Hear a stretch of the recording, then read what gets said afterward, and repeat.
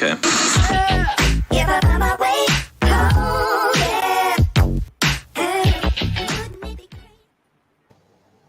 Happy day, guys. What is happening? My name is Omar, and I am a host here at Watchers Talk, coming at you guys from West Coast, British Columbia, Canada, and again on this very hot August day. But,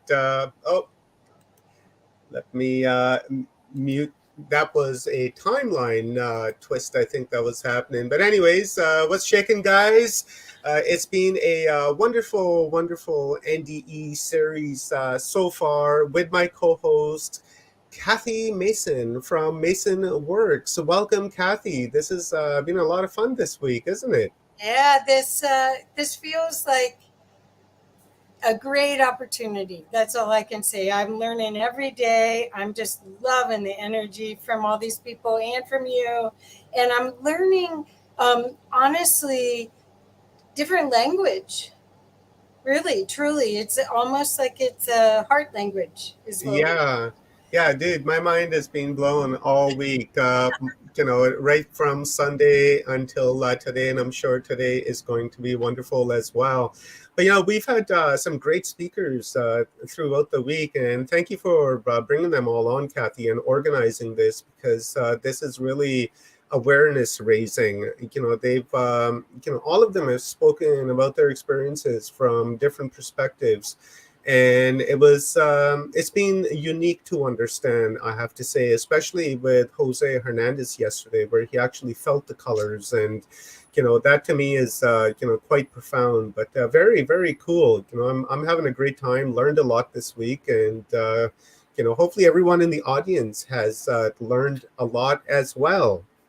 Well, I'm hoping that also that this heart opening will start a journey for everyone, like it has for these people, a journey into releasing shame and blame and all of those judgments back to your heart and reconnecting to your power as source. Because that's what we get to talk about today. Yay.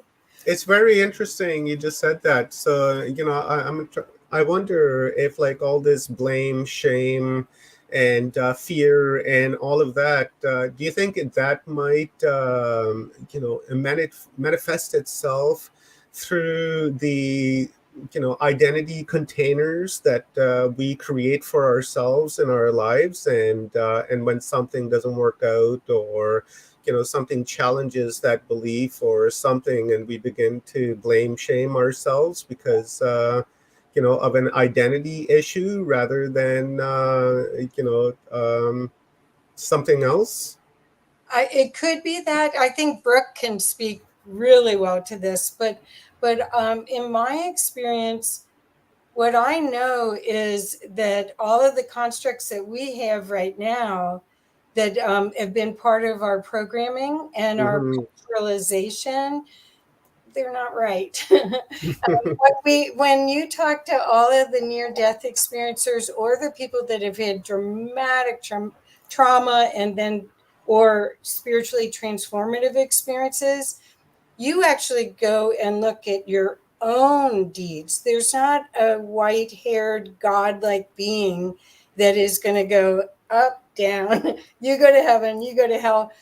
All of it is you're learning your experience. So when you get to realize that you're the only one judging you, that's a whole different ballgame. Because then you can work on when you do see that you're judging you, because it comes up, then you can say, do I want to keep this? Is this serve? Who does this serve? Does it serve anyone? So this is empowerment really at a cosmic level, I think. It sure is, and I love it. I love hearing people's experiences, regardless whether they're NDE or UFO abductions, or it doesn't matter, because I like to understand the psychology behind it, and the experience as well, right? Because really, my goal is to understand consciousness, and there's no other way to understand consciousness than through the NDE medium, because they've really touched the other side, right? And I'm still trying to explore that idea of like prime reality and a copy of prime reality, and a lot of things have come up this week to where it's showing me that like, for instance, when Jose was talking yesterday, or when Peter was talking, or when Tricia was talking, and what I'm picking up from them is that there is a certain boundary of our consciousness to where we come up, and we are not able to go beyond that, and beyond that is the source of our energy, or we are the aspect of that energy. But it seems in this matrix type of conscious environment that we're working at, once we leave here, we still seem to retain our character or personality, our memories, and it seems that it's a whole different world in which we're operating at. And like layers of a cake, right? Here's consciousness, and then here's another level to where we're operating, and then we take a physical form and we're operating here, energetic level. It because my idea so far in my mind has been that when we transist, when the point of focus is lifted off of us, we instantly go back into the entirety of source, into that field of information of that zero dimension, and we become that one. But now I'm beginning to have that idea challenged, right? That maybe we don't go and Yeah. merge with source as one, is that we still retain, and then there's that barrier there to which we can't go beyond. It's like the conversations you and I've had about Calvin, where all these ascended masters are up there playing this game, right? And then that's what really got me thinking, right? I'm like, well, wait a minute, but I like this challenging to my belief structure, because it's Me too. healthy. It's healthy and it's productive as well, because it Well, allows me to build on it.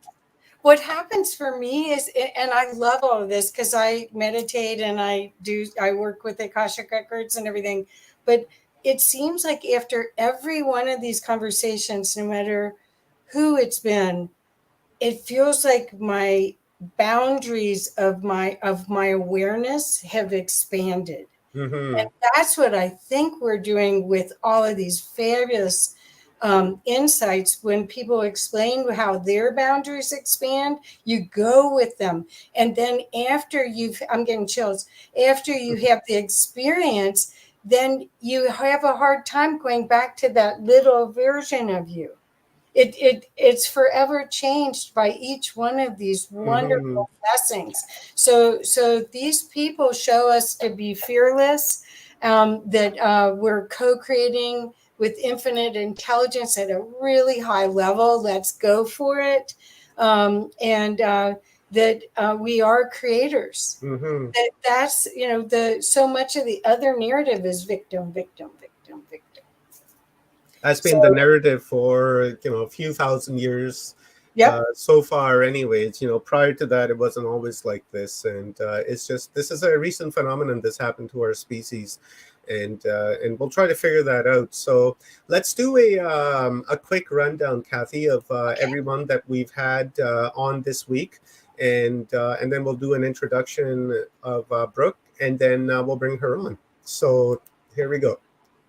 Okay, so first day we had Tricia Barker, who's now has another last name, Barton, because she got married. But she talked about healing from the other side, and she's a brilliant leader in the NDE world, and she is a excellent explainer of healing and the use of the other side. Next person is Dr. Pamela Gerali, and she uses, or was downloaded with a thing called the Blueprint for the Human Spirit, which is a matrix that helps you go from where you are to a higher level. And the way that she embodied it, she got it in meditation, but then one day for less than 2 hours, she actually had 15 of her past lives be shown to her, where she was joyful, and incredibly traumatized, but 15 times. And she explained a little bit of that for us, but it's still mind-boggling. I mean, Mm-hmm. be walking around. I don't know that I could be walking around after that. Then we had one of my favorite people, Peter Panagore, who's a reverend, who talked to us about his near-death experience, which really was a death experience. His first one, he's had two, where he froze to death Omar knew where he was in Canada, ice climbing. He froze to death and then came back. Oh, yeah. And Omar's even showing him the map. Where was it? And he's explaining. But that was a visceral explanation. I don't know about Mm-hmm. Very deep. yeah. So, and he is a mystic. He's a tremendous resource for people, for language, for what we're all hoping to connect with. And then Jose, you mentioned Jose. Jose had a near-death experience where when he came back, he became an artist. He was an engineer. So he had, and he had grew up in New York. So he has this New York accent, but now he's like this combination of so many different aspects of humanity. But his superpower, which many of these amazing people that have had near-death experiences come back, like you'll hear Brooke, with even more power to put towards art or healing or expression. And so Jose explained and showed some of his art yesterday. And then we've got Brooke today, and then we've got Carolyn Chang. Carolyn Chang is one of my friends, and she is going to be talking about the knowing oneness is the key. She is a expert on oneness, and she does walk her talk. She has a radio show that she's featured David Icke and some other of the famous truthers, if you want to call them that. And she's a truther. And she lost her son, and Sonia Rinaldi did a process with her and showed her a picture of her son from the beyond and connected her to her son. And Caroline is in the documentary that I think is on Netflix about it. Cool. And That's so all these people are so cool. yeah, very cool people. I've enjoyed them so much, and I can't wait to hear from Brooke and Caroline tomorrow. So let's do a quick intro for Brooke, and then we'll bring her on. So Brooke Grove, MA, MFD, is a polytrauma survivor, near-death experiencer, and multidisciplinary integrative healer in co-creation with spirit. A former psychotherapist, Brooke has advanced degrees in clinical psychology, martial and family therapy, and clinical art therapy, enhanced by numerous postgraduate certifications, including yet not limited to shamanic energy medicine, quantum field work, and transpersonal neuroscience. Brooke has been featured on many podcasts, YouTube interviews, documentaries, and ISGO. She is currently writing her first book. Brooke maintains a private international healing practice offering remote services, wherein her goal is to explore, transmute, and empower the evolution in human consciousness through gratitude, service, and light. Awesomeness. I like that. Welcome, Brooke. Thank you very much for being here today. Thank you for having me. This has been a very interesting NDE series here so far. So I'm really looking forward to hearing your aspect of your experience. And so before we get into that, just tell us a little bit about yourself, and then we'll get into it. Okay. Well, I am a key believer and knower and embodier of transparency. So I'm just going to put my nerves out there for a moment for y'all to receive. I haven't done a live in a while, so I'm a little rusty. That said, as a person, I am a mother. I am also obviously a healer, and my goal is just really bringing what I have experienced through my connection to spirit and through my own healing and my own shadow work in particular, and fusing that with the light to create more authentic embodiment in not just the NDE community, but spiritual communities in general. So raw, vulnerable, transparent, those have really been keywords for me as I step out into telling my story. Anything else you want to know before we dive in? I'm blinded by the light too, guys. I'm super light sensitive, as Kathy knows, but I tried to turn a little light on so you could see me, and now I'm just like, After Effects. So I'm glad we're going to talk about After Effects, and that's why my eyes are going to be squinty. Yeah, you know how I used to wear the sunglasses, Kathy? Then you look like a movie star. Like or you get are. teased, but you know. So, yeah, very cool. I like that. Yeah, let's get into it. Kathy, go ahead, please. Cool. so Brooke, I want you to talk a little bit about spiritual science, if you could, because I want people. We'll talk about your journey.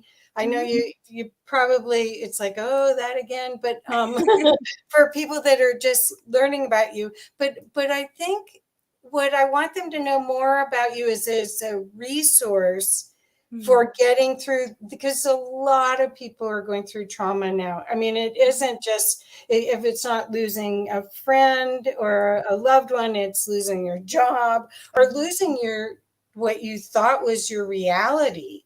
I mean, we're in this flip and change time, right? So could you talk a little bit about spiritual science, if that's okay to start there, and then Yes.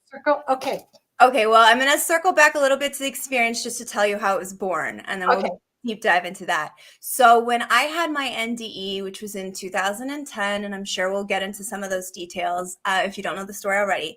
When I had my NDE in 2010 and I returned, I was 29 years old. And I was finishing my dissertation at the time in clinical psychology. And so my food bank of resourcing came from the clinical, the medical world. And also being from that world, I knew that what I had experienced and what I had to share about my mystical life change. I don't even like to call it experience because it completely revolutionized my entire life. But my mystical trajectory then sent me on this new course. And even with the resources I had within the clinical and medical communities, there was no place I felt as a clinician myself I could safely go without being stigmatized and potentially pathologized and, labeled crazy for lack of better terms. And so I did everything I had to do to start creating my own resources. There were NDE communities, but again, they're not in every network and they're very small. I didn't know where to go outside of IANS. And even beyond IANS, I didn't have anyone on the ground with me. And when you're in those new days and actually years, which we'll talk about with After Effects of the NDE, you are going to need assistance. And if you don't get assistance, there are terrible consequences. Approximately 7% of, no, 21%, 21% of children will commit suicide following an NDE. 7% of adults will. And that's simply because coming back here after your pineal gland has been blasted open and you have absolutely no support is very, very difficult. Even if you have people that are conscious and aware that the matrix is crumbling and on their own journey with that, they're still on their own path. And most of them do not have the exact same language that you've been sent back with. So it's very, very isolating. And so for me, I went to spiritual psychology right away. I was a Jungian and I was like, this makes sense. I'll just go there. They understand mysticism and, some of the esoteric schools and the mystery schools. But I went there and I found the same issue with clinical psychology. There was a lot of stigmatization, or there was where they would put it on the pedestal. So the mystical experience is like this, aha, I want to get here. And that's all it is. And I wrote something about this the other day. I'm trying to remember my own words here. I believe what I said is, awakening is not the destination, it's the beginning. And radical embodiment is the journey. Exactly. Okay? Yep. Wow, that's profound. That's Yep. very That cool. is something I wrote, Yeah. I think, on Sunday when I was sitting with this and shared it on my Instagram page, because that is it. That's why I created the practice I have now. I didn't have a place to go, and I had all of these persons wanting to either peacock or parrot off of my experience or turn me into some poster child. But the reality was I was bleeding. I was a mess. I didn't want to be a poster child. I didn't want to be an expert in something. I wanted help. Yet there were very few resources for legitimate help. And so, having trained in heuristic, which is a type of qualitative research where you use your own human vessel as the research, I had trained in that during my graduate school as well as my doctoral training. And so, I just started using that approach to create structure. And with that, worked on myself and started looking at what's really working for me. Like, one of my big traits is I go out of my body super, super easy. And being a complex trauma survivor, it's not just the NDE that was the catalyst for that. I'd been doing it for decades. And then I have an NDE, and now I prefer being in the etheric chakra. So why would I want to be in the body? So I had to find ways to stay in the body. And what was curious is some of the things that work very well for other types of persons became medicinal to me in a different way. Let's see, one example I can think of. So I have friends that, or we were in healing communities and we would do sound baths together. They would come out and they would just be blissed out about how they had this big shamanic journey and they went out of their body. I was the complete opposite. I loved that it grounded me. It actually anchored me back. I could take like the loudest vibration and pull back in and feel the connection to the lower chakras, which typically I did not want to feel or be connected to.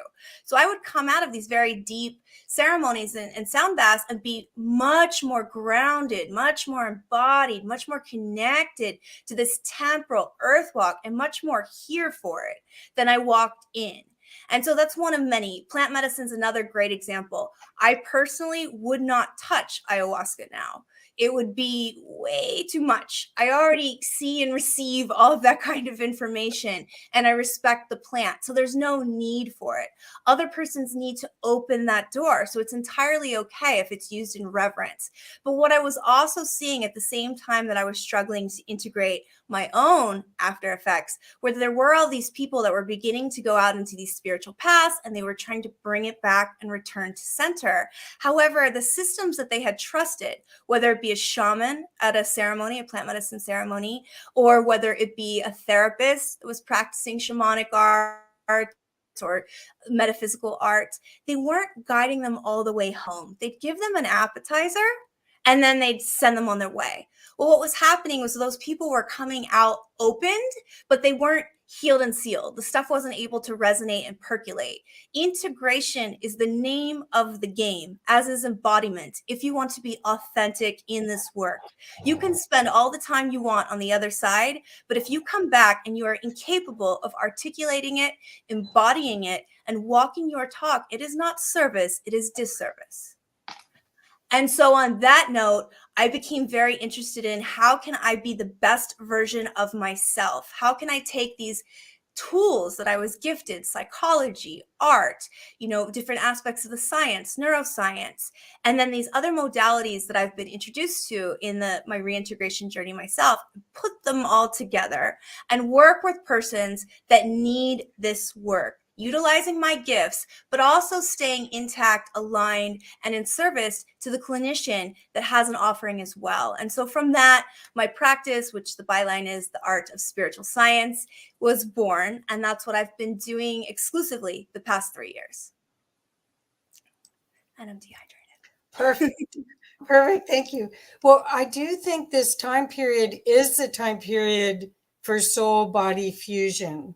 That because that so much of, even since the 60s with LSD and all the people experimenting with drugs, there's been this psychedelic escape or it's an aperture, but it doesn't really heal. It exposes the opportunity to expand and have a bigger vision of this reality, but it doesn't heal. It opens the door. It opens the door. And Right. but the fascinating thing and where we're going and what persons that are being drawn to these kind of talks and this kind of work and those types of modalities as well, we have the capacity, and this is what the near-death experience, and in my opinion, all mystical experiences gift us. We have the capacity to do this without any of those things. It's all within us, and it was programmed there by design. So it's nice that people are learning how to open the gateway, but would be even better is if we took the self-discipline and went inward more and more and started opening those doors for ourselves. Perfect. Perfect. I agree. I think what we're seeing is the more that people like you are offering a path to the real integration, the better. Because what we've been seeing, it's like a fad rather than.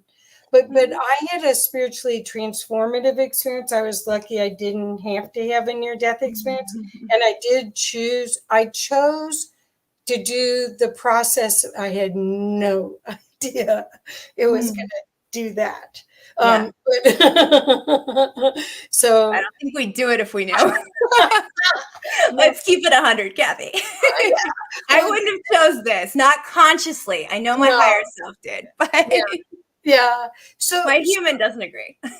do you feel like, okay, so we'll talk a little bit about your near-death experience.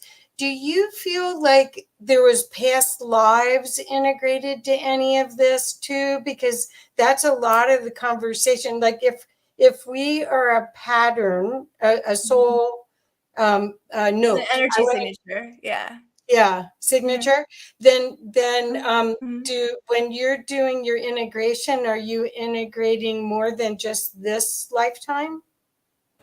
It Can always, we when add my work, oh, go ahead. can we add future lives to this as well? Because my thought is that time is linear and it's all happening at the same time, the past, the present, and the future. So I'm wondering, within these NDE experiences, do you get to have a view of future lives and that you may be experiencing at this particular moment just as you're experiencing the past lives, or is it just always past lives so that you don't get a hint for the future? Like to understand that a little bit. Well, that's twofold per my knowing, and Mhm. I always clarify with discernment that I'm always speaking from here, from heart Mhm. center, what I know, and it is always infused by what I have learned through science and art and humanity and spirit, but it is always going to be biased to what my human is offering. So I just want to own that, because I feel in spiritual communities that often gets swept under the rug.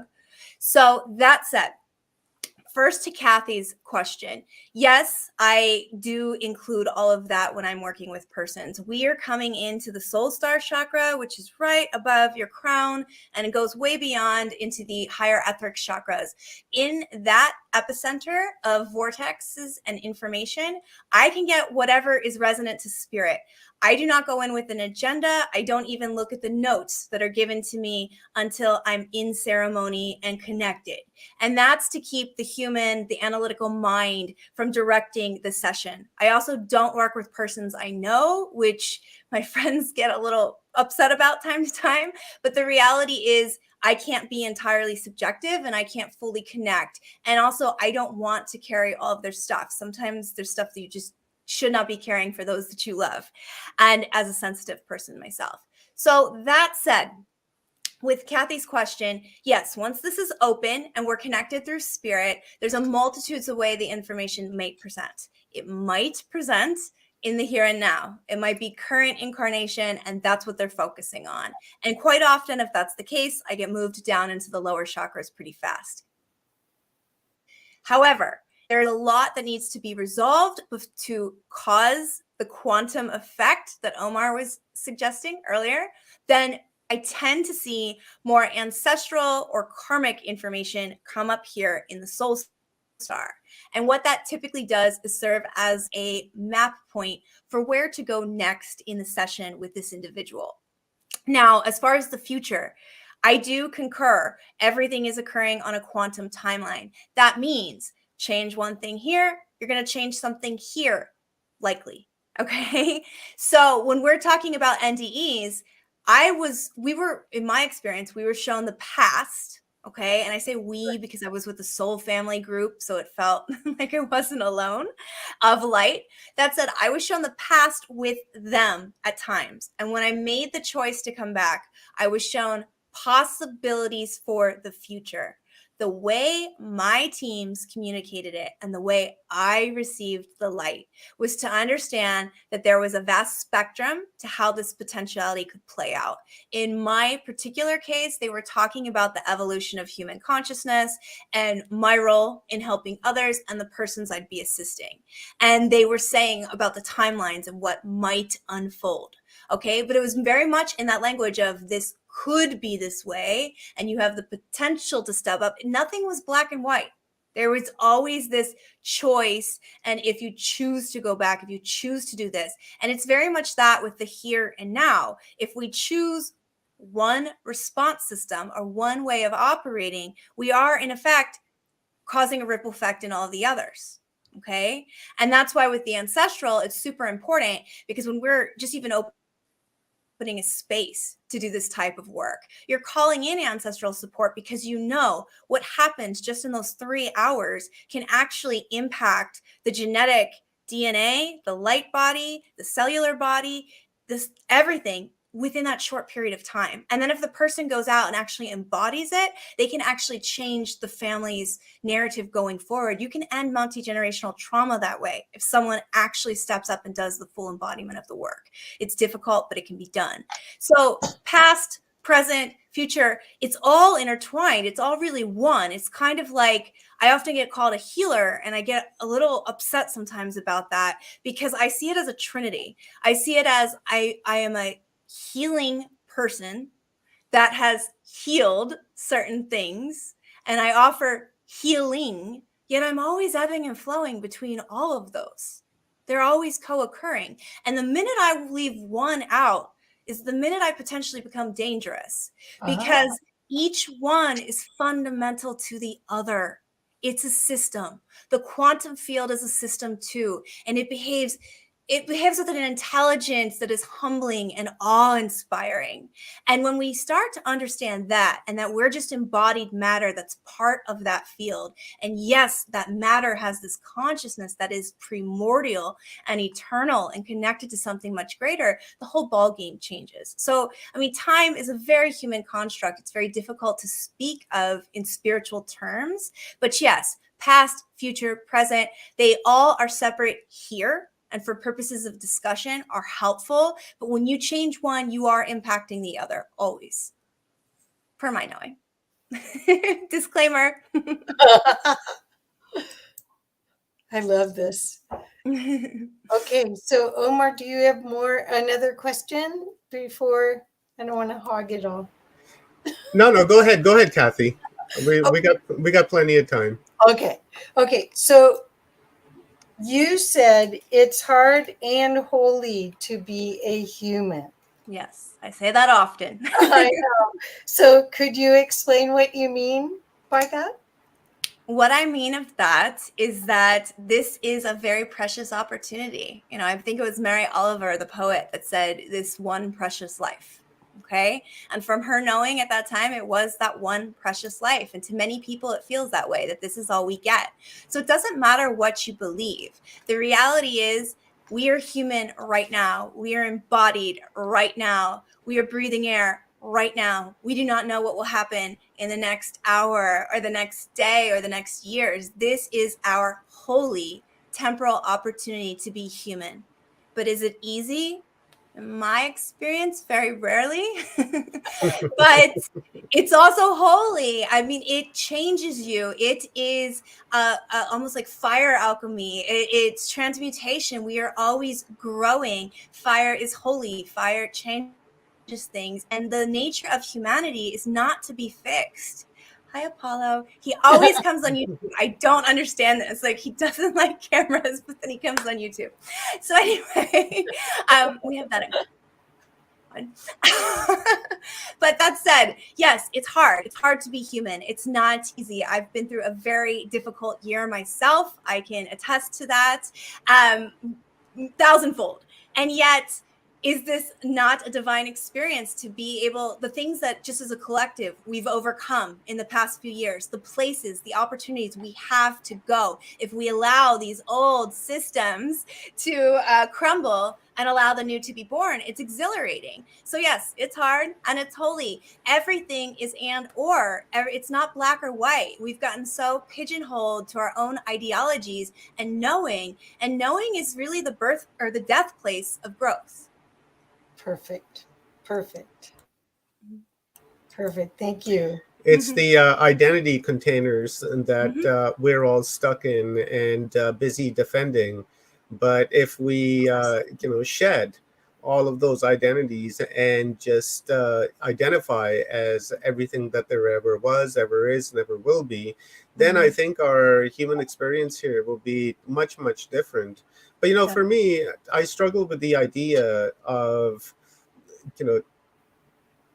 struggling in this lifetime and learning lessons in this lifetime. What I've been thinking, Brooke, is that we get a mind wipe when we incarnate here, right? And if we're supposed to be here to learn lessons, then why is it that we start with an empty slate each and every single time?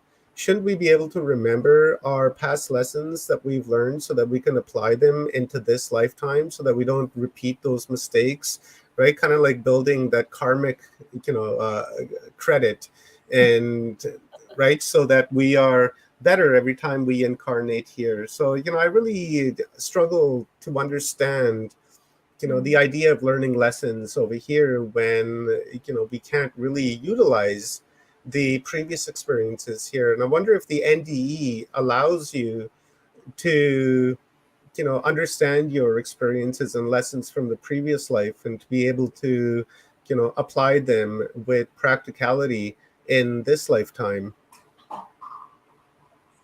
I don't know that I would say the NDE is necessary whatsoever to have that awareness. I think sometimes people have that in aha moments with meditation or just their day-to-day or spiritual teacher. But for me personally, I feel that spirit intrinsically knew that we would get stuck in our minds if we knew our past. It's much like the knowing and the belief interfere with our expression of truth and our growth mindset. If we feel we know something, if a book or a system tells us to do a certain thing and we comply or we orchestrate our lives to that, then we don't grow beyond that. Like, we're pigeonholed to it. So if we came in at 3 and we remembered every single thing that had really brought us here and that we were here to up level, we might not actually reach that potential. It's almost like, I'm trying to think of a real world example. If I were to walk out my door right now and you gave me directions and you told me I had to go left at a stop sign, and then suddenly there's construction or something and I can't go left, well, my human system is going to respond to that as, I'm doing something wrong. I was supposed to be going left. Oh, this isn't right. Oh, and then that's where all the human stuff that comes from the brain, the shame that you all referenced earlier, just disqualified vibrations from, am I doing it right? Is this good enough? Yada, yada, yada. All of that negative self-talk comes online. We are spiritual beings having this human experience, but for a child to remember certain things without really having the human evolve and be mature enough, I don't know that that would really behoove humanity. Case in point, I have a now 9-year-old, but he started having his recall at about 3. And it was very interesting to see what spirit turned on for him and what they would turn off and when and why. And from my observations, and I cannot be subjective, I'm his mother, but from my observations as his mother, I was able to see, oh, well, it seems like they're dialing it back so he can have this human experience. And then sure enough, when he was 7 and the pandemic began, then we could just talk about it differently then because he was mature enough and he brought it up. So, the awareness is there and we're able to tap into it. But why it's not wide open from the get-go seems to be by grand design. Creator really seems to know, as does our higher self, that we do not need to get lost in story. One of the number one things I tell persons when I'm doing the soul chakra work with them is I will not tell you story unless story is resonant to what needs to happen or what needs to change. I'll give you a summation, but I'm not going to give you a download of what I was shown or anything else unless it's resonant to what we're here for, because people will get lost in the story of their past life and, whoa, who was I with and what was I doing and da da da. And what they do is they romanticize that story. They come back to here and they can't embody it. They're not able, they're lost in story versus integrating the story and allowing it to be an archetypal reservoir of just information that actually up levels them. If something's pulling you back, if any kind of spiritual information or energy is actually holding you back from growth, then that's not what we want to do. And unfortunately, past life recall and things of that nature can get a little gray in that area. So I'm always optimistically cautious with that stuff. Yeah, I agree. I agree wholeheartedly. Yeah, I think that it's your mind instead of your heart. When your mind starts making a whole play of it, which it does.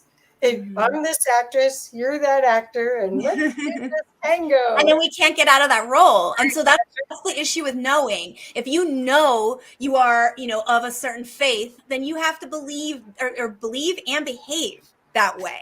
However, if I wake up every day and I'm like, I don't know who Brooke is today, who can Brooke be?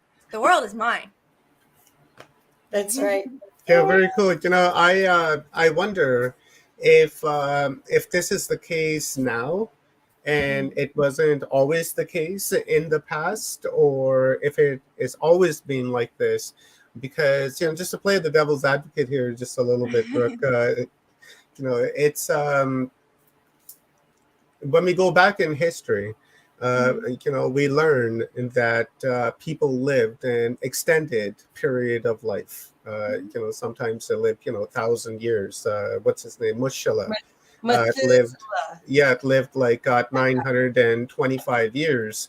In those 925 years, if we average out our lifetimes, this guy lived about 10 lifetimes, right? So I wonder, on what you're saying on how that would have affected him, like, say, you've lived 800 years, do you become stagnant at that time where there's nothing more to learn on this planet and then you have to leave? Or do you still remain unestablished to where you can continue to just intake information and learn and learn and learn? And go ahead. Sorry. Yeah, go ahead. Well, we can circle that back to your original inquiry about the past, present, future. And as I references to the healing, and healer, everything's quantum, everything's energy. So if I were gifted 1,000 years, not that I want 1,000 years. No. Please, no. I'm already enough of a vampire who barely sleeps. I do not need 1,000 years. That said, if our energy signature literally can do anything it wants, and it can evolve over and over and over again. And that's not unique to humans. It's everything. Okay. And so if that's the case, and for me, as I see the quantum field constantly moving all of the time, and my cat must love this energy because he just won't go away. And I'm like, gonna knock the light over. But you're like, don't say it, teams. You got this. We're both cat people. Yeah, mine is sitting right there. Two, and I have two. Yeah, good. My little Daisy is sitting right there, listening, watching. Yeah, he's just rubbing on everything. I'm like, Apollo, I know where this is going. You're the god of light. Don't knock over the lights. Oh, just as I said it. See, they're always listening. Okay, so pardon that. I didn't like the thing anyway.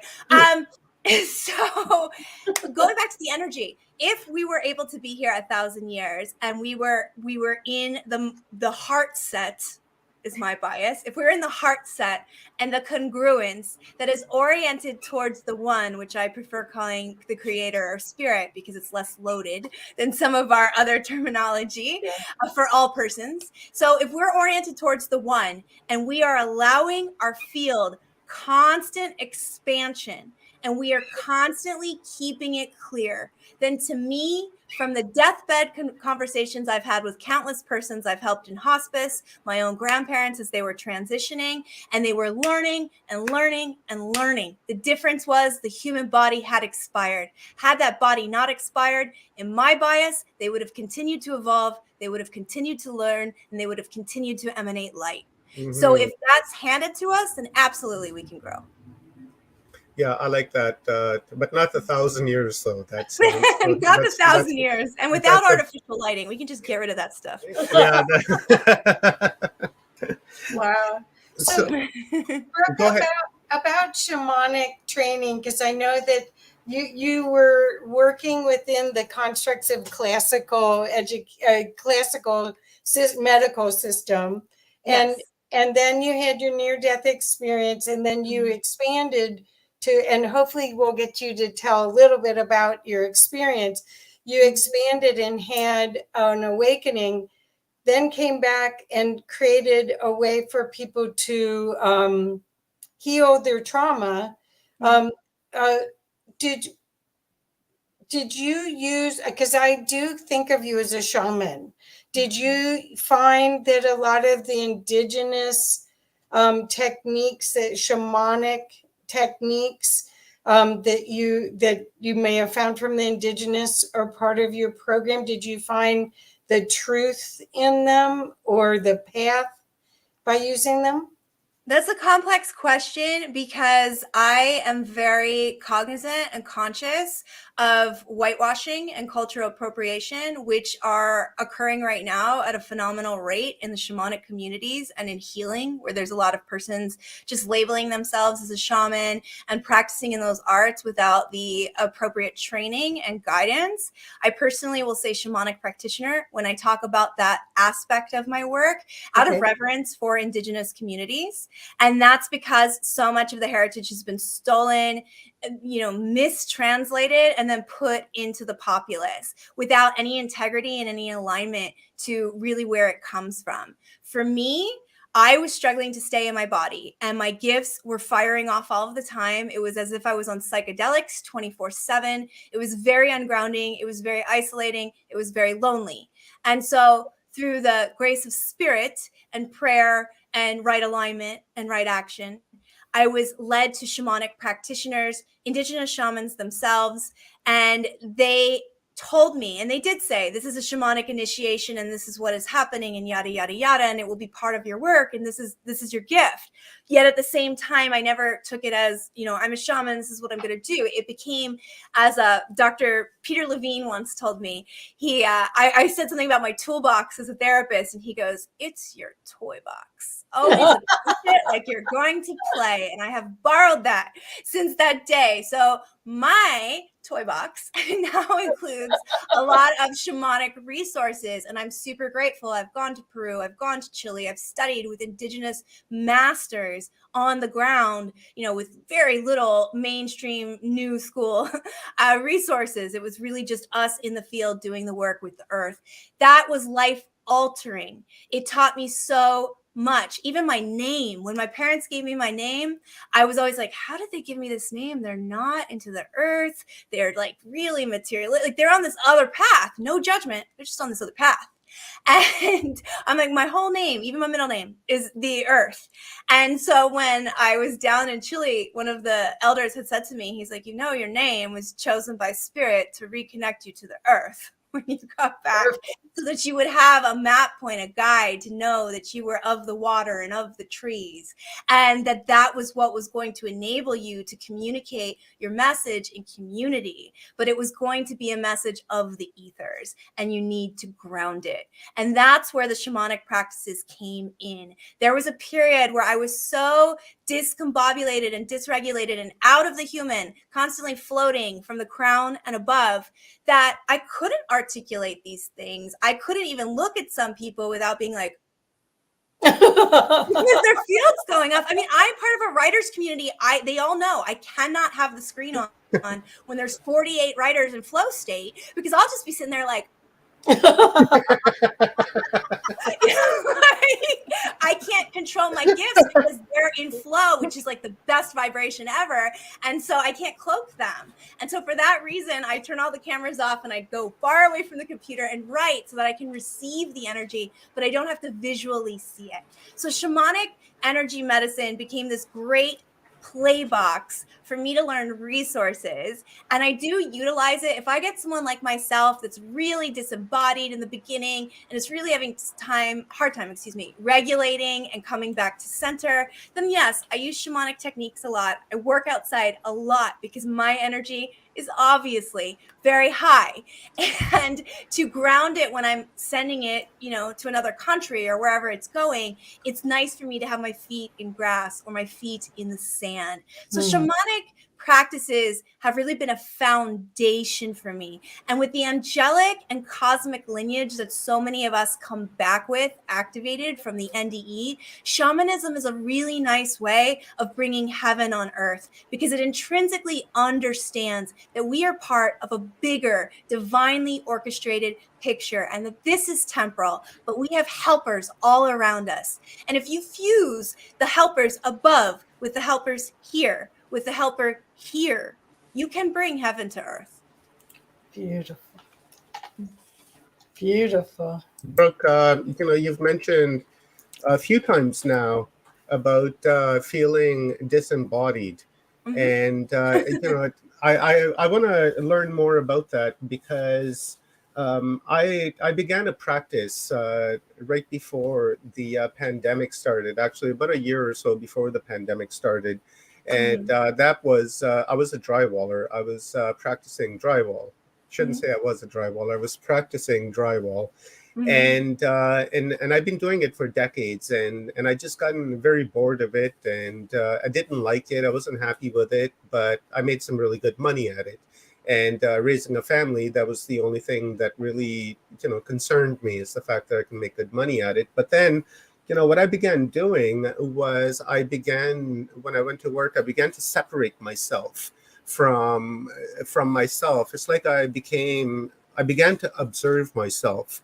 Right, is what I began doing. It was like I was still drywalling, moving sheets around, screwing them in, routering, doing my thing, but I was like up there watching myself do it because I just didn't want to be there. And I liked it, right? In fact, I became very productive. And then since then, I've continued the practice so much so that now it's almost like it's natural to me because even as I sit here, speaking with you, I'm seeing myself from up there in the corner, sitting here at my chair, just doing this very same thing as a third party. So that being my experience of, disembodiment, right? But I'd like to understand like what you're referring to as disembodiment, where you're hovering up here, because that's where I feel like that I'm hovering is like up here. And I'm watching myself, and you're mentioning that you're having a hard time in connecting, with your human body.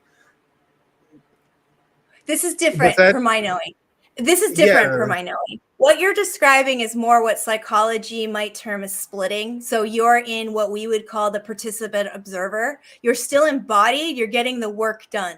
But part of your cognition is able to separate and you're able to actually look at it from here. Okay. And so, but you're still embodied. There's still a thread connecting us two. Yeah. Okay.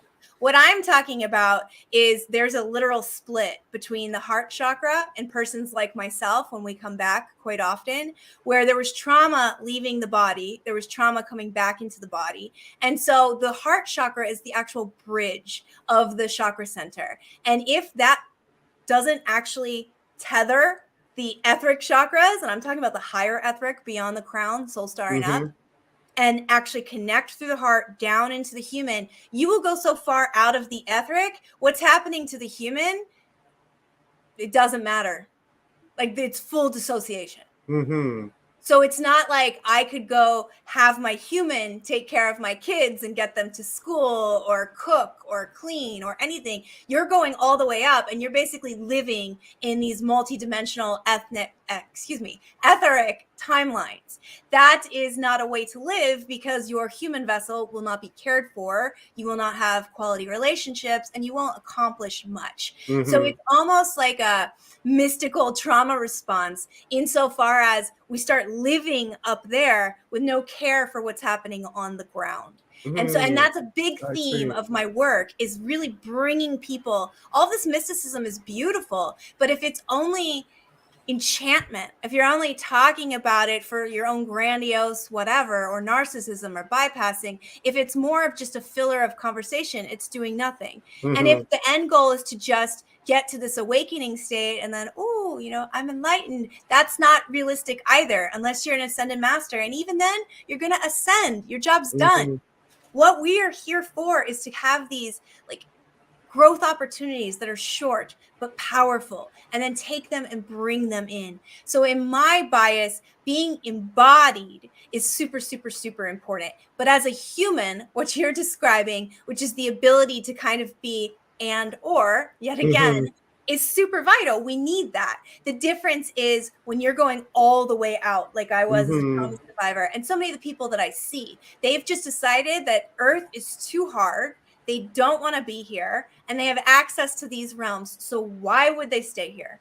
A perfect example of this is if persons like myself don't manage their gifts and they start staying all the way up there, textbook on the surface, it will look like schizophrenia, without a doubt. Because they start staying there and there's no embodiment. And that's why mystics across the ages have wrongly been labeled with pathology, because some of them were on this cusp with no resourcing to help them. And then because there was no resourcing, they went all the way out there and boom, bye, see you later. So do you think schizophrenia, what it is today, is what you just explained, and that we've like got it wrong? I don't subscribe to anything black or white, ever. Personally, that's my bias. I believe that all psychopathology exists on a spectrum, every single diagnosis. Some are highly sensitive persons with gifts that are wrongly being pathologized. I can speak from my own experience. I can speak as a psychologist on that. I can speak with the cases I see here and now. Many people have been wrongly pathologized simply for being sensitive in a world that is designed with overstimulation.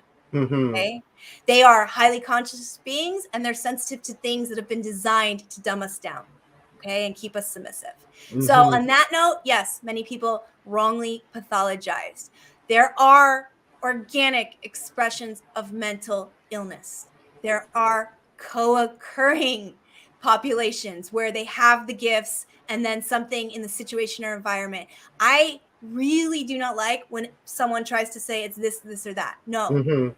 We are infinite expressions of consciousness. And that means every person has the capacity to be in multitudes at all times. That is the past, present, and future quantum field you referenced in the beginning. How cool. That's a sweet answer. Kathy, come on. Okay. Well, I love all of this. And I love the fact that Brooke is using her awareness of all of the expansive possibilities, the higher functioning capacity of connecting to the stars, basically, as well as to the earth through her heart. And what she's doing is she's helping other people that have had trauma. The trauma aspect is not a small subject in our Not anymore. Remember when I first started talking, no one wanted me to talk about it. It was a dirty word. In spiritual communities, my talking about trauma got me pushed to the back of the room in the beginning. Well, it was because they didn't want to talk about it because they hadn't processed theirs. If they didn't process theirs, they'd be. You said it, not me, Kathy. Well, the whole thing is what you resist persists, and it's a cycle. That's why they call it triggers. you have a remembrance of a trauma, and it's something touches it, and you just get back on that hamster wheel, re-experiencing it until somehow you get off, or someone like you helps you get off of the wheel, right? My cat just came in. See, it's Mine a cat too. party. I bet half the audience has cats at least.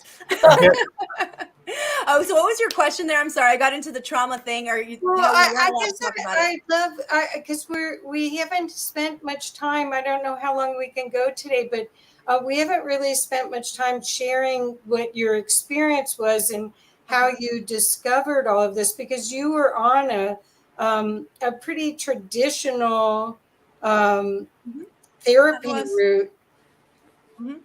Is that okay, Omar? If we Yeah, that was going to be my next question, because I'm still trying to, digress the disembodiment, and then you'd mentioned the the exit from the body very traumatically, car accident, plane crash, something like that. So that's what I was going to ask, like, how was your NDE experience, and how did that occur? Because it seems like you had that traumatic disembodied, that detachment from your body in the beginning, and then perhaps that's why you're in that flux of disembodiment and embodiment. And It's always just integrating, because what Kathy's saying is resonant to this. So, okay, so circling back, for those that don't know me, I'm always cautious to go into the story now, because I've heard people say, we know your story. Well, I know more of it. I don't know your story. So that said, my story for my NDE starts in 2019. But what's essential to your question, Omar, and part of what I wanted to discuss here today with the title, An Exploration of Traumatic After Effects, is this. You have to look at the mystical experience, like all of human experience, in the context or the environment that it happened in, okay? Because it has a huge linguistic imprint into the narrative, okay? How the person receives it, how the person oriented it through the mind, how the other aspects of the body, the physical, the spiritual, the etheric, integrate it as well, or rebuke it, depending where they're coming from. So without going into unnecessary detail for purposes of this discussion, let it be known, for those that don't know, I am indeed a complex polytrauma survivor. What does that mean outside of clinical nomenclature? I was just going to say that. Dr. Brooks on that one. Okay, so what that means is we have traditional PTSD, which is what most persons know of, and that's post-traumatic stress disorder.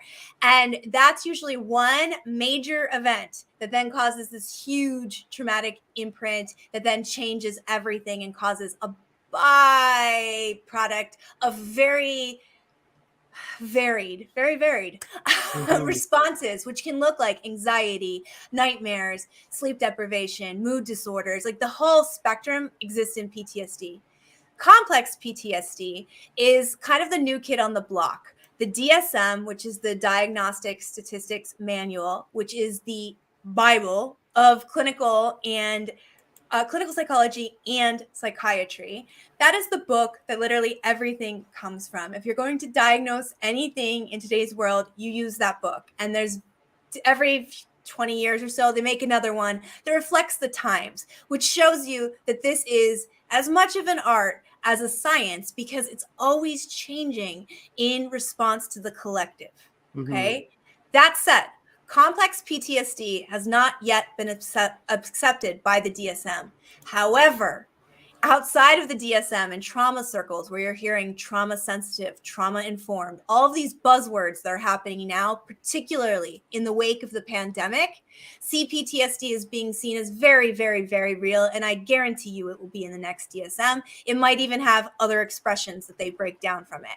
But long story short, complex PTSD is when someone, for whatever reason, inherits a beautifully complex life path like mine, and instead of having one major incident like a car accident or one major incident like my coma, they end up with a ton. You want the long story short? I am full transparency and I hold no shame for any of it. So I'll tell you: child abuse, sexual abuse, car accident that nearly killed me, coma, domestic violence. Here we are. Mm, Those type of things all together create what we call complex PTSD. I This is guess where that's there's so much trauma that the trauma response is the baseline. mhm, Okay. So for me, it wasn't my coma. It wasn't the systemic organ failure that caused the dissociation. They amplified what was already there. mhm, And since I could now literally float into the ethers or heaven, it became much harder to want to stay in the body. When it was mhm, strictly a trauma response, I would go out of the body and I'd be forced to come back in. Okay. Because I was a kid. mhm, As when I was older and I didn't have children yet, when I first discovered my NDE abilities, I didn't have to come back in. Like I could just float away and just nobody knew that I was basically disappearing. I just get kind of catatonic, but they wouldn't see that I basically wasn't living in this realm whatsoever. And that was because it was safe over there. I preferred it. I had like guides that understood me. I had a mission. I had a purpose. It was sweeter over there. Humanity at that point was not sweet to me. It was a place you come for pain. So beyond the trauma, going to the NDE, I had been suffering from autoimmunity. And this is important because, again, when I started telling the story, I got crucified from people that got upset that I connected my early childhood trauma to developing autoimmunity. Well, now, 12 years later, since I had my experience, that's common vernacular. Like it is well understood that unprocessed trauma causes an inflammatory condition in the body, and unmanaged inflammation affects the organs, it affects the brains, it affects everything. Okay. Almost every allopathic disease has a root in inflammation, but that's a whole other conversation we can have later. And so, for that reason, trauma creates this big inflammatory response. Unprocessed trauma, if the person is unable to safely express it, if they do not have persons around them that are validating, that are loving, that are kind, what ends up happening is they continue to suppress. As the book says, the book title, the body keeps score. The body eventually cannot take the weight of the energy it is carrying. And when that happens, and I always tell clients this, when the physical body speaks up, listen, because it is typically the last of the 5 bodies that will respond. So if you are having physical expressions, your body is screaming for your attention. In my case, I was in my dissertation. I was approaching my dissertation. I started having all sorts of very random, or so they seemed, symptoms. And I went to all these medical doctors. Nobody could figure it out. They kept giving me different diagnoses. I did intuitively know they were wrong. So I sought out better help. And I went to Hopkins on the East Coast, which at the time was the leading autoimmune research center. But lo and behold, before I actually get to Hopkins, I have a very extreme flare up. At some point during the flare up, I call my doctors, ask them what to do. They say, you're going to Hopkins in a few days. Just take your medicine. Everything will be fine. You don't need to worry. My last memory is taking that medicine. And so I take the medicine. At some point after I took the medication, I fall and hit my head. My family comes in and they find me face down and swollen up about 20 or so pounds with fluid, black and blue from head to toe, and unresponsive. It turns out when I took the medication, my liver had already been shutting down. The doctors had missed this. I'd never had any liver symptoms. So they had known about the kidney and the kidneys and the lungs. Those were symptomatic, but they didn't know about the liver. And so I take this medication, and a typically benign substance, which was Tylenol, ends up shutting down the entire liver. And when the liver goes, it takes the lungs and the kidneys, hitting my head, causes a traumatic brain injury. I'm unconscious as they fly me to Hopkins. Okay. oh my God. Yes. So I'm very young. So they helicopter me to Hopkins with the chance of getting me to ICU in time for me to survive. From medical reports and my family's knowing, I was put into ICU, intubated. They did everything they could do. Within a few minutes, came out and told my family to start saying goodbye, that I was most likely brain dead because it had happened so rapidly. There was very little brain activity. They could put a PICC line, which goes back here. I still have the broken hair from it. Back here, it's never grown back. It's very interesting. They put a PICC line right here, and that goes straight into the brain all the way up. And they said, if I were to have any cognition, the PICC line would be what would help me. But they prepared my family for the worst, and that was that. Somewhere as all of this is transpiring, I am in ICU, and I begin to depart the body. And as I depart the body, I'm just kind of out of it really quickly, not enough to like tell you what it felt like or I saw. It was just like suddenly I was outside the body watching everything. And I've said this many times, but I say this because this experience is ineffable. It's so hard to put into human language so many of the experiences I'm about to describe. And so the reason I compare it to this is because most people have a baseline to compare this to. So I'm looking at myself and I'm noticing they're wearing like these funny looking scrubs and these bright colored mittens or latex. I now know it was, but from afar, it just looked like they were wearing funny outfits. And I was curious, like, what are they doing? This looks like an X-Files episode. Like, it really looked that way. I was like, what? So I felt like I was watching a TV show or having a lucid dream, and I was kind of playful and childlike and silly. And and then all of a sudden I looked down at the same time and I noticed the body is mine. It's not really recognizable, but it's mine. So I start to approach that like curiously, and there's some part of me that's a little bit connected to it. So I go in and I start observing with curiosity, and then I'm like, again, trying to see if this is a lucid dream and play a little bit, but the curiosity is suspending me in this moment. And just as I become really enchanted by the body and what's happening, there's this gravitational pull up, and I just go out. And I mean, it's instantaneous. And the next thing I know is that I'm in this space that is like the cosmos. It's the closest thing to a much more beautiful expression of what NASA has shown us. The lights are all the way up. There's colors that I've never seen on Earth. The intensity is that bright. The vibration is so welcoming. My writer friends tease me that I sometimes put the phrase "all are welcome here" over and over again in my stuff. And I'm like, I don't think that's me putting that. Because that was really the vibe. It's like, all are welcome here. You are welcome here. Everything is okay. Like, it was just this unconditional, ineffable, high vibration love that instantaneously held you. Now, for me, everything was color and light and sound. There was sound, but it was really vibrational. There wasn't a melody like we would think of on Earth. There wasn't a choir of angels. It was just, you felt the vibrations. And so there was this beautiful light that welcomed me right away. And one of the lights was this beautiful ruby red. Another one was this very beautiful amethyst. Another one was a very beautiful blue. At times I saw green as well. And those lights were very familiar to me. That's the part for me that was like a homecoming.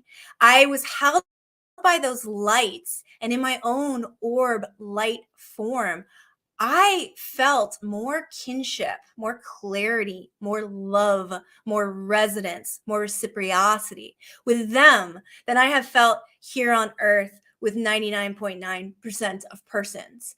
And so I was very healed just in the experience of being greeted by them.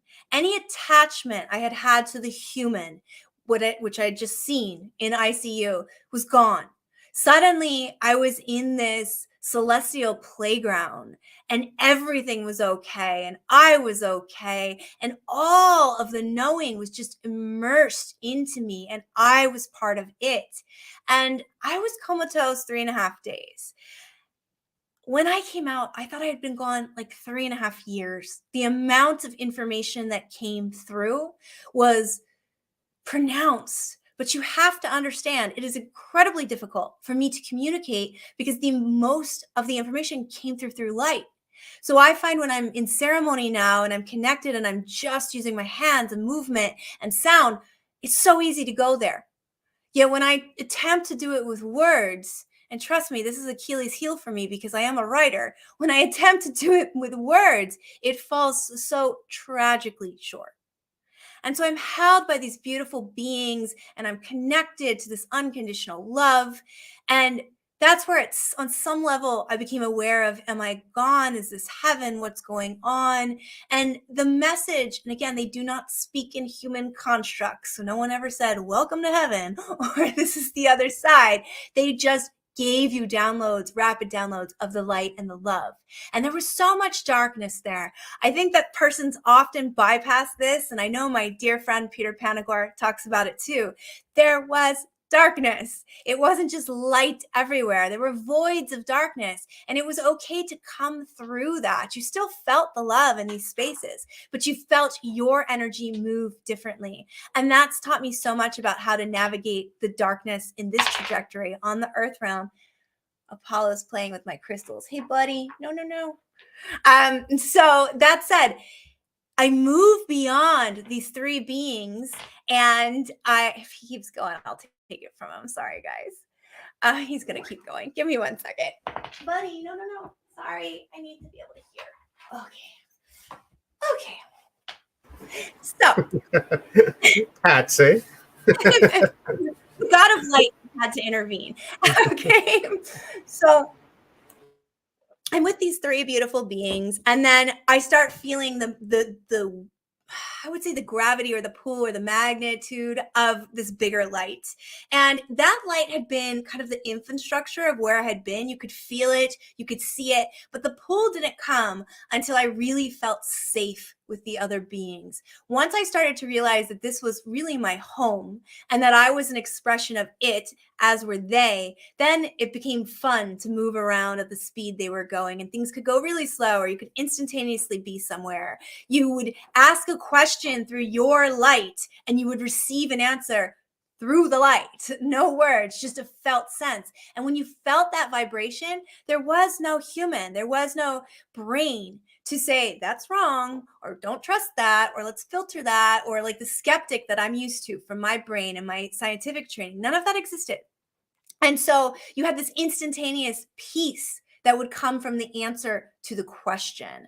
And so I asked, may I go to the other light? And of course, it was like instantaneously, I'm guided there. And again, no words.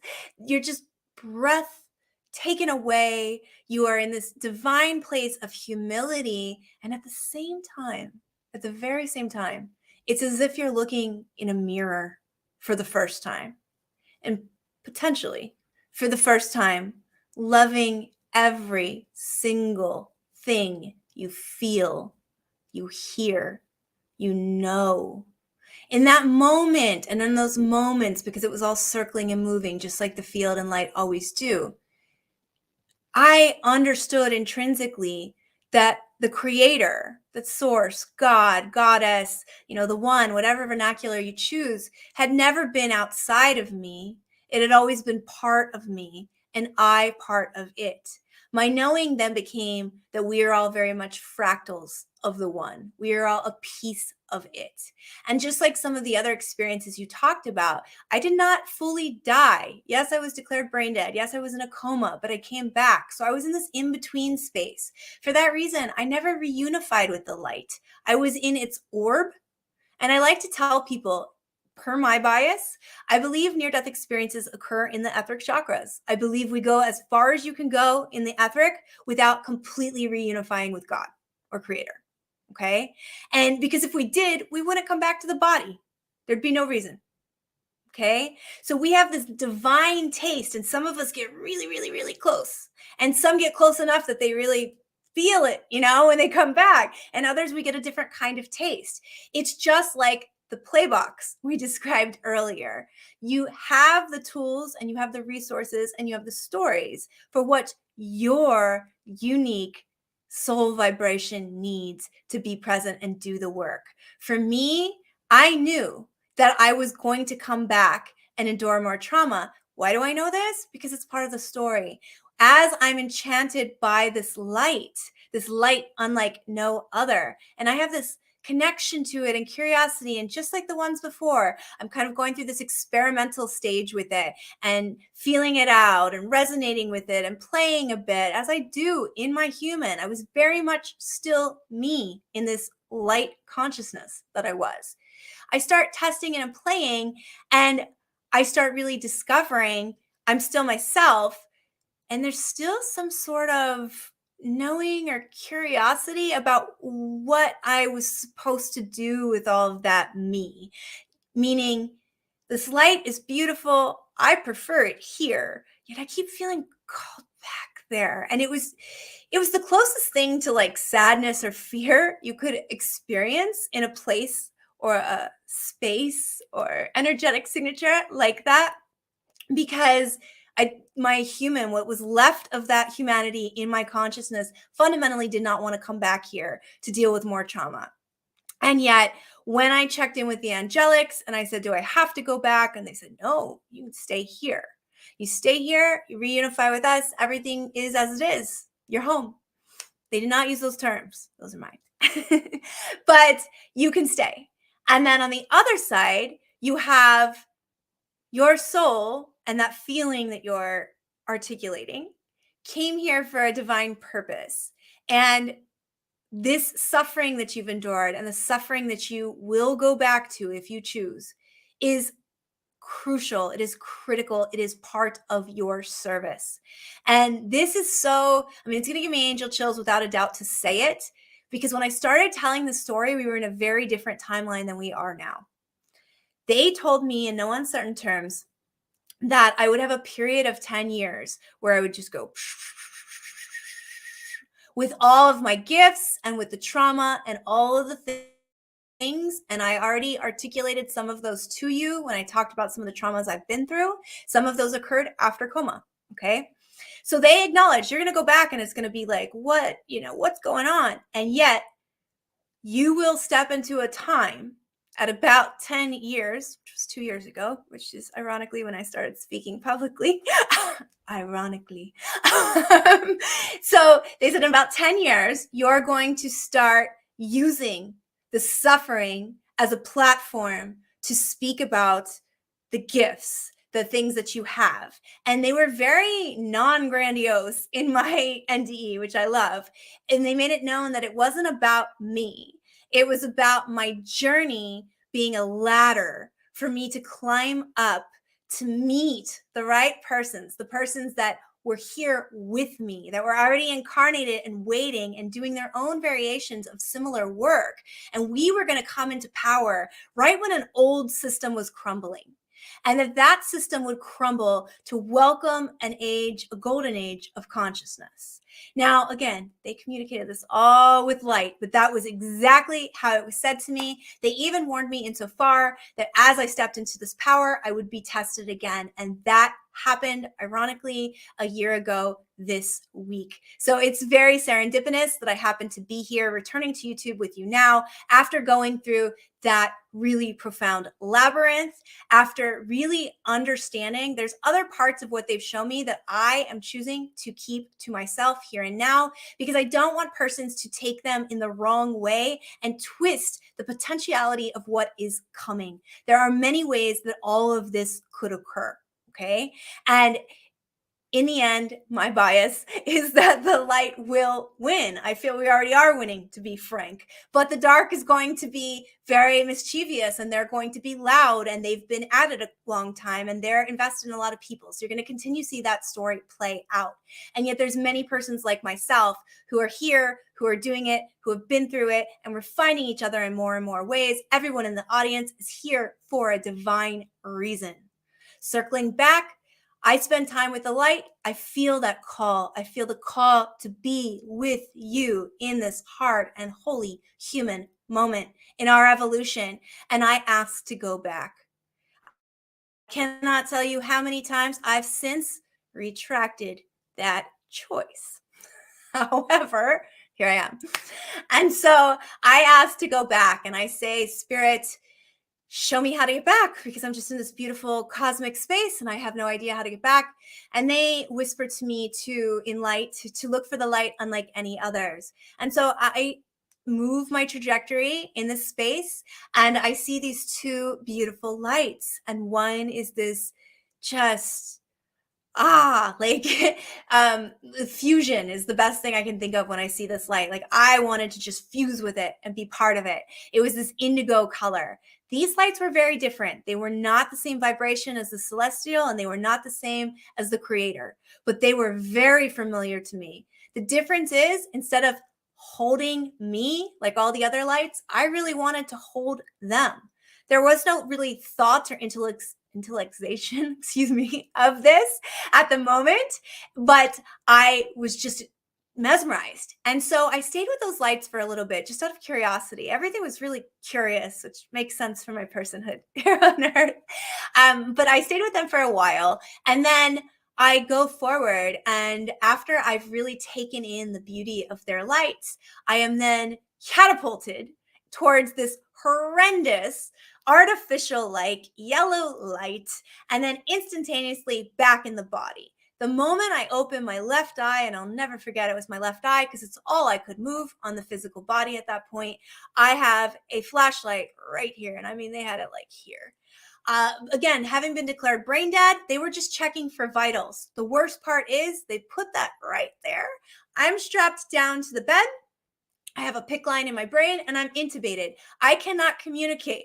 Okay. I can move that eye. They think it's rapid eye movement or a muscular thing. They're not paying any attention. So I have someone this close to me and I've come back into the body. I have no awareness of what's happened to me, no idea how I've got there. And I have to say, going from that divine space back to here, that itself was traumatic.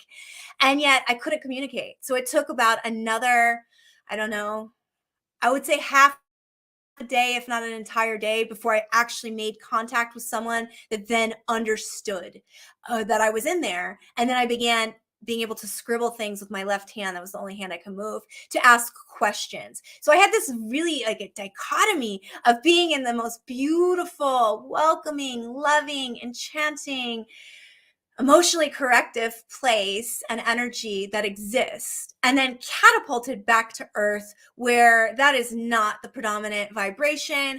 I didn't understand I was coming back into a traumatized body. And so the beginning, the foundations of my work as an integrative healer, beginning of pairing traditional psychology with what I do now and the wisdom traditions, was born in that precise moment.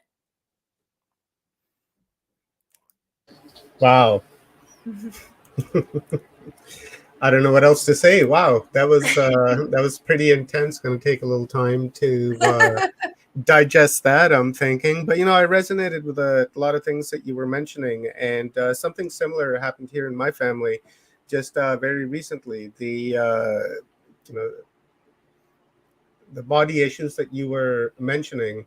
My wife's nephew just went through the very same thing, and unfortunately he passed on. But I was really understanding that when you were talking about that. And wow, Brooke, you said so many things. I was sitting here taking note after note after note after note, and I'm not really quite sure where to begin. But I'll begin where we have commonality. And the commonality, you're talking about the complex PTSD with multiple traumas, right? I myself am, I guess I've gone through that. So I can identify as being part of that complex trauma, right? And, I could tick off everything off of your list that you mentioned, except a car accident. Right. And I've never dealt with that. I can, really replace the car accident with like prison and being homeless and things like that, where it's very traumatizing right from the beginning, from early childhood, I guess I would say 10 years old, 11 years old or so. But I never dealt with those issues. I just continued to bury those in my entire life. Never spoke to psychologists, psychiatrists, anyone like that. My friends, my wife, I sometimes mention things, but never really go into details about it. I just essentially have buried it. Right. So I wonder, when you're talking about the autoimmune disease, how does that work on, somebody like myself? that is never dealt with these traumatic events and issues in life, is it a possibility that in the future this could come up? But if so, then what should I do in order for me to begin to pinpoint and begin to deal with those types of traumas? Well, the body is a great gatekeeper. Okay. So you have your spiritual and your etheric bodies, which are often the ones that get imprinted and hurt the first. And that's where we have the term for soul retrievals in the shamanic world. It's often that those aspects of self have kind of dissociated or broken off because of the wounding that occurred to the human. So more often than not, when trauma expresses itself in a way that's going to grab your attention, it's going to be through the physical, the emotional, or the mental. And anytime we see a significant shift in either of those three bodies or all three of the systems, we want to pay attention.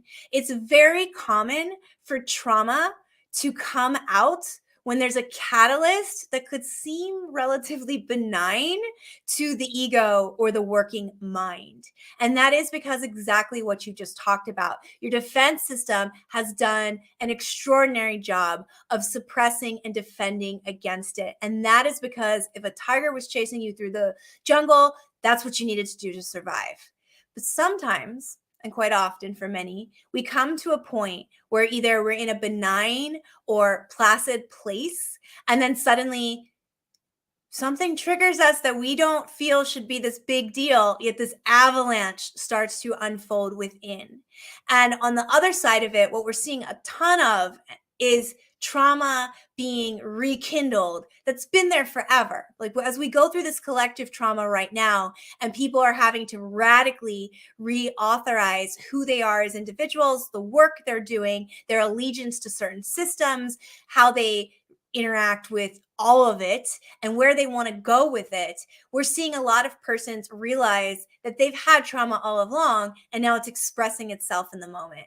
So the biggest thing is, how is it expressing itself? You always have to meet things where they're at. If you try to bypass, and so many people do this, they try to immediately say, okay, this is what's happening. Where's it coming from? No, we need you to be with what's happening here. That's why when persons come to me and they want to jump up here, and yet there's something on the ground that's happening, we're staying on the ground first. Because if we go in here and we have no grounding and awareness of what's occurring in the human, and we go up here and we mess with things, we could make this worse. I hear a lot about quantum leaping in manifestation communities and law of attraction communities. And if that's your thing, great. But the reality is we have to have that in-between space, the integrative space. It's paramount for everything. And so if we set an intention or manifestation and we try to bypass to the actual goal to getting there without doing the in-between, 9 times out of 10, that person who manifested $1 million or whatever is going to lose it because they didn't do the hard and holy work of actually integrating it into the human. And so it's the same thing with trauma. If trauma starts to express itself, and I'm going to use an example from the real world because it's so pervasive right now. If somebody does not know that they have PTSD, and then all of the events that are unfolding in the world start to happen, and they spiral, and they can't get up and they can't sleep and they're getting flooding or they're turning to drugs and alcohol. They can't be around people. They're isolating, all the typical PTSD stuff. They often will go further into their isolation because they assume something is wrong with them. We have to reauthor the narrative and the relationship with disease. Disease is a holy messenger. I've had a multitude of diseases, so I am not minimizing the suffering whatsoever, okay? What I am saying is that all emotion, all pathology is energy in motion. It's an expression of something that has been suppressed and contained. And when it is let out, it becomes feral in its wild nature and it attacks. And that attack, if you can step outside of the ego, if you can step outside of the multitudes of ways it's interfering with your assumption and presumption and attachments to how things are supposed to go, you can start to interact with it differently. Autoimmunity was a messenger to my body that you have inflammatory experiences, inflammatory thoughts that you've turned towards yourself regarding those experiences, that you've taken inward because nobody else would hear you or hold them. And now your body cannot hold it. From a metaphysical perspective, the organs that failed for me are the lungs. In Eastern medicine, that would be grief. Okay? And the kidneys, fear. The liver, anger. As a child who went through prolific abuse and was literally told to put it under the rug and not talk about it, had a church tell them to go pray it off and that it was their fault, those organs were severely compromised from an energetic perspective. Then you add that the inflammation that was occurring in the body, inflammation is also very much connected to depression for those that don't know. So the inflammation is then inflaming the brain, and I'm not releasing all of these experiences and sharing them. Instead, I'm shaming myself, anger turned inward. It's no wonder the liver was the one to lead the show as far as get me out of here. Okay. So the body had a very loud way of saying, this isn't working. For most people, through the grace of spirit, it will be more benign. But something as simple as, breaking something, a muscle spasm, a migraine, those can be holy messengers to change the trajectory for how you're interacting with your environment. Your environment includes you. Are you reacting to yourself, or are you responding to yourself? Because there's a huge difference. Most of us are on autopilot and we're constantly in reactivity. And as long as we're in reactivity, we cannot fundamentally be conscious with the entire field and the multitudes of self that are present and available to us in any moment. So Kathy mentioned earlier triggers. Triggers are a love language from trauma. I'm sure someone's going to grill me for that later on YouTube, but I stand by it. As one of my most beloved mentors has said to me directly when we've talked, he says, it's not the trigger. This is Dr. Gabor Mate that I'm referencing. He'll say, it's not the trigger, Brooke. The trigger is the bullet in the gun, but the person is holding the gun. The person automatically pulls the trigger. The nervous system believes all you can do is fire off, fire off, fire off, fire off. But if you start resourcing very gradually, and this is the crux of the work that I do now with so many persons, and this is where the science is helpful, you start integrating resourcing into the experience. You bring the spirit down back into the body. You look at the triggers that are occurring in the environment, and you treat the entire system, because we are all part of everything. And you can empower a triggered person to respond differently when they realize, I'm in the trigger now. I'm feeling the trigger. I'm talking to the trigger.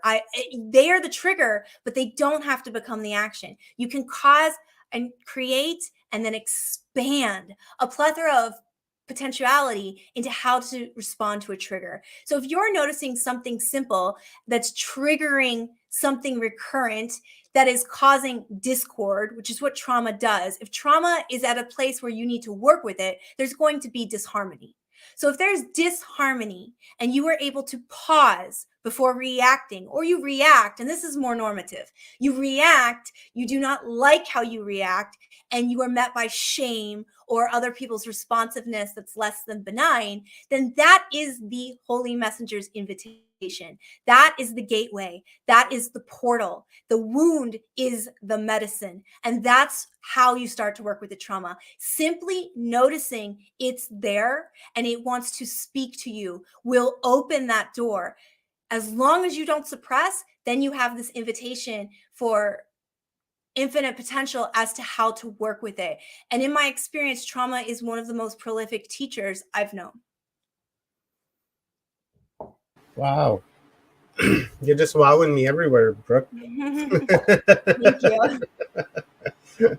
Oh, what do we got going on here? That what an amazing session, Brooke. Thank you very much.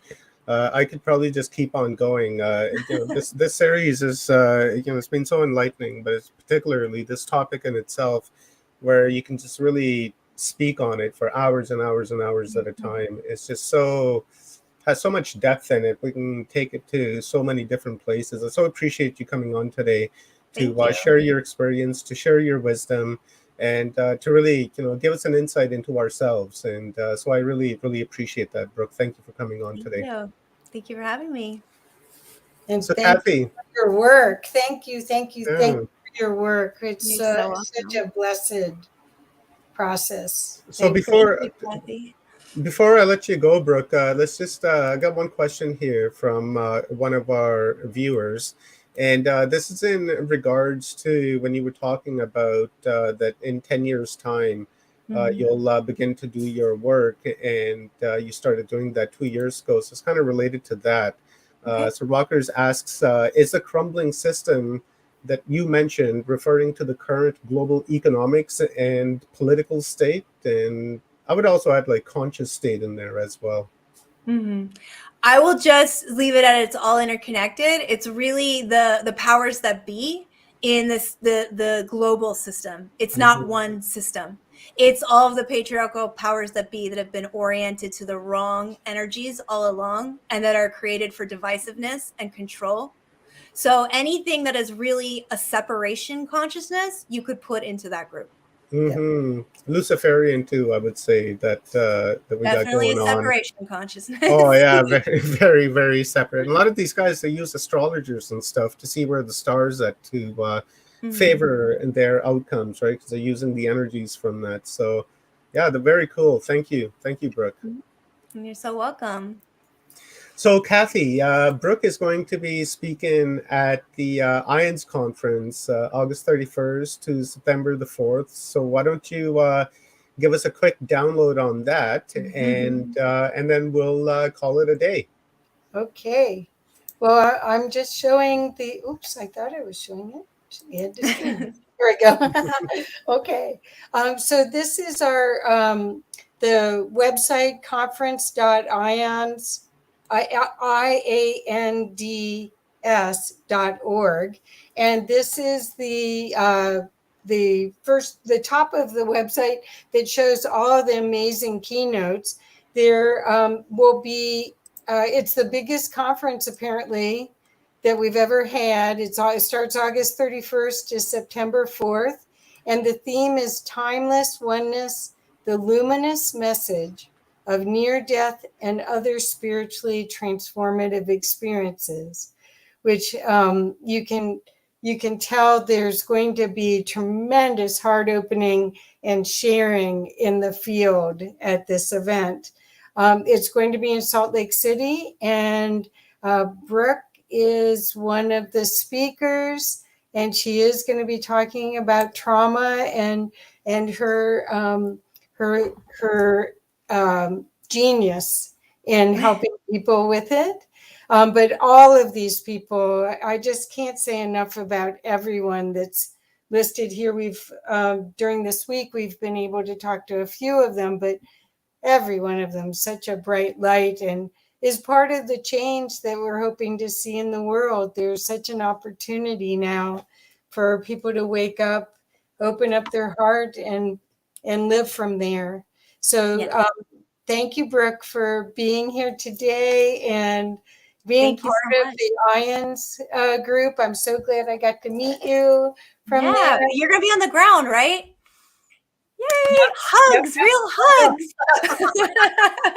I'm so excited. It's been such a long couple of years. So yes, it has. Yes, it has. But what's amazing is that because they're doing it online as well, there's 4 separate rooms with 4 separate schedules going on all at the same time, and 2 of the rooms will be video live streamed. Oh, cool. So you can buy a live stream ticket and you have up to 180 days to watch it.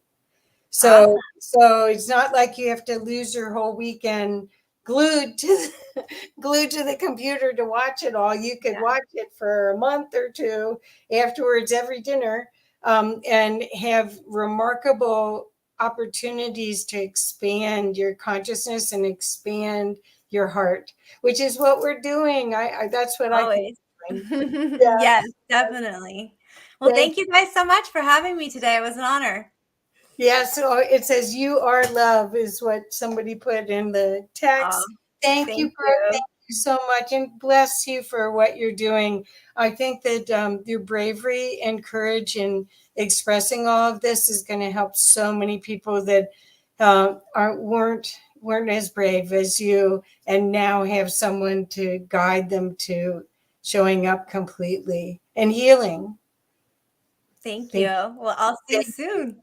Yeah, thank you. Thank you, audience. This was wonderful. Thank you very much, Brooke. I again really appreciate it, and thank you, Kathy, for co-creating and co-hosting. I love working with you, and look forward to even more, because we just we sync and we connect, and I like that.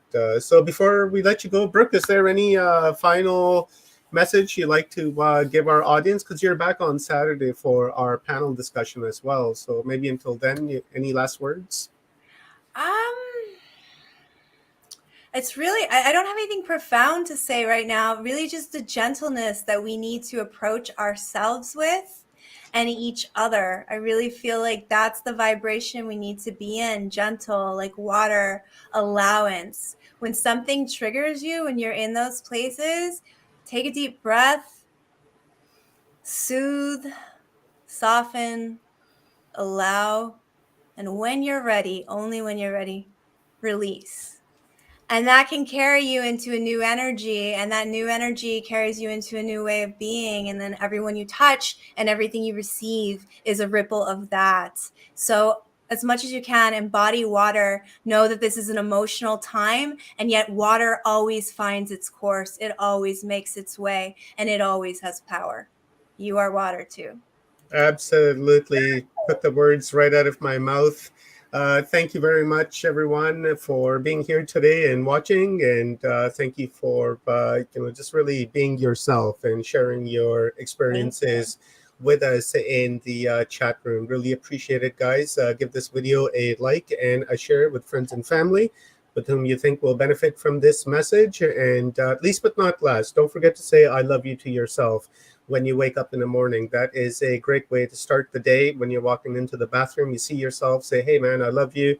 You're awesome. Give yourself some gratitude, because when you give yourself gratitude and love, you're giving everything and everyone else out there love and gratitude as well. Remember, the earth is 70% water, and you are 70% water, and the air that we breathe is mystical, and it is water as well. So when you say I love you, it really affects that as well. So don't forget to say I love you. Yes. Perfect.